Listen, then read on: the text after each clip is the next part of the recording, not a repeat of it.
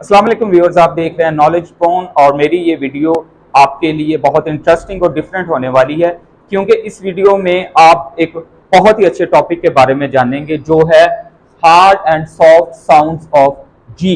यानी जी हमें दो तरह की आवाज देता है, एक में ग की और एक में ज की। अब हम देखते हैं, पहले हार्ड साउंड के बारे में पढ़ते हैं जिसमें जी जो है वो ग की आवाज दे रहा है। जैसे कि GAP गैप, आप देखते हैं कि यहां पर जी गाफ की आवाज के साथ आ रहा है, गम में भी ऐसे है, गन में भी ऐसे है, गेम में भी ऐसे है, गॉन में भी ऐसे है और गेट में भी ऐसे। इसके अलावा और भी बहुत सी मिसालें हैं जिसमें जी जो है हमें हार्ड साउंड यानी गाफ की आवाज दे रहा है। अब हम दूसरे टॉपिक इसी का जो जहां जिसे हम कहेंगे सॉफ्ट साउंड, जहां पे जी जो है वो जी की आवाज देगा, ज की आवाज देगा। ये जो चीज है ये अक्सर स्टूडेंट्स को परेशान करती है और स्टूडेंट इस चीज को समझ नहीं पाते कि किस जगह पे उन्होंने जी को ग के तौर पे पढ़ना है और किस जगह पे जी को जा के तौर पे पढ़ना है। आज हम इस चीज के बारे में सीखेंगे। अब देखें, जी के बाद जब भी ई, आई या वाई आए तो जी जो है वो ज की आवाज देता है।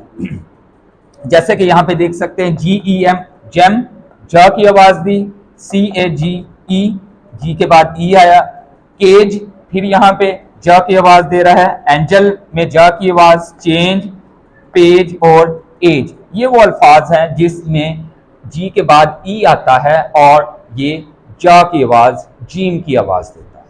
इसके अलावा और भी बहुत से लफ्ज हैं, लेकिन इस वीडियो की लेंथ को देखते हुए मैंने कुछ वर्ड सेलेक्ट किए ताकि आप एग्जांपल के तौर पर इसे समझ सकें और ये रूल आप लगा सकते हैं। जब भी जी के बाद ई आएगा तो आपने ज की आवाज निकालनी है। अब हम चलते हैं आई की तरफ।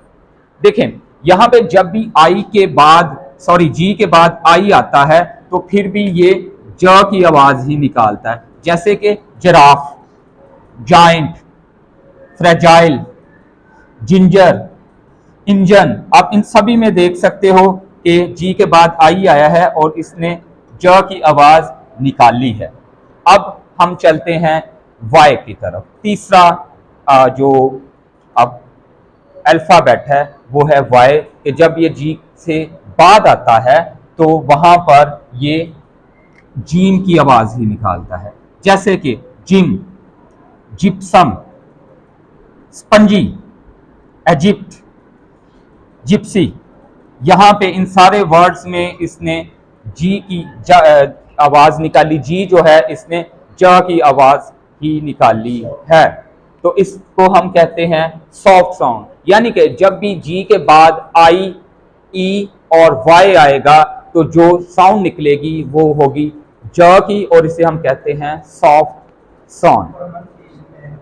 और इस तरीके से ये सारी जो चीज़ें हैं आपको हेल्प आउट करती हैं अच्छी प्रोनाउंसिएशन करने में, और इस असूल के तहत आप ज की यानी कि जीम की जो प्रोनाउंसिएशन है वो ग और ज के साथ कर सकते हैं। लेकिन व्यूअर्स, एक और चीज़ है जिसे मैं अलहदा कर दूं ताकि आप कंफ्यूज ना हो सके। यहां पे है गर्ल, गिव।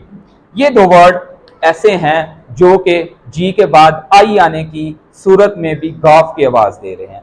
ऐसा मैंने पिछली वीडियो में बताया था कि इंग्लिश कुछ ऐसे वर्ड्स भी यूज करता है जो कि दूसरी लैंग्वेजेस के होते हैं, तो उसको उन वर्ड्स को रिस्पेक्ट देने के लिए इंग्लिश उन्हें एज सच ही प्रोनाउंस कर देता है। तो इस वजह से गर्ल और गिव इंग्लिश के वर्ड नहीं है, किसी और जुबान के वर्ड हैं। इसी वजह से इंग्लिश उन्हें उसी तरीके से अपने रूल को तोड़कर उन्हें उस जबान के हिसाब से ही प्रोनाउंस कर सकता है। आप इसकी मिसाल लगा सकते हैं CAFE, कैफे। अब ये किसी अगर हम इंग्लिश के हिसाब से देखें तो ये कैफ बनता है, लेकिन ये कैफे हम पढ़ते हैं क्योंकि ये दूसरी जुबान का वर्ड है। तो जी नाज़रीन, अगर आपको ये वीडियो पसंद आई हो तो उसे लाइक करें, शेयर करें और नए जो लोग हमें देखेंगे वो उसको सब्सक्राइब करें। आपकी इस तरीके से आपकी तरफ से हमें बहुत ही अच्छी हौसला अफजाई मिल रही है और ये चीज़ें हमें इस चीज़ पे माइल करती हैं कि आपके लिए अच्छे और बेहतरीन टॉपिक्स को हम चुनें ताकि आपकी बेहतरी तौर पर हेल्प हो सके। थैंक यू, अल्लाह हाफ़िज़।